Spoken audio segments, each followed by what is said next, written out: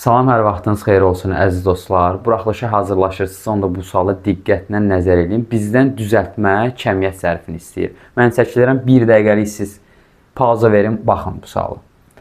Deməli başlayıram mən uşaqlar E variantından. E variantında deyir ki, sırağa gün bizə gəlmişdi.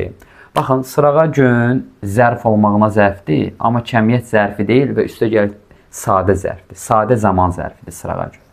E variantı getdi. D variantına deyir ki, deməsin, qoy keçək C-yə. O bir qədər düşünüb getdi.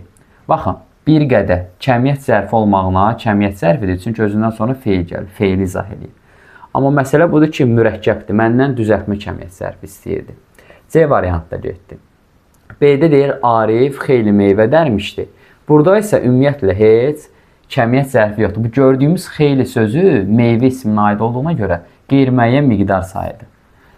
A-da deyir, Sədaqət Aynuru çəpəki süzdü. Aha, burada çəp sözün köküdür, A-kəki leksik şəkilçidir, amma bu isə tərzi hərəkət zərfidir. A variantda getdi. İndi baxırıq D variantına. Bir neçə aydan sonra xəstə tamamilə sağalmışdı. Baxın, buradakı sonra zaman qoşması deyil. Zaman qoşması, zaman mənası bilirən qoşmadır.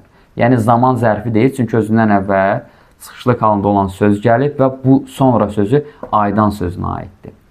Burada isə bizim düzəltmə kəmiyyət zərfimiz tamamilə sözüdür.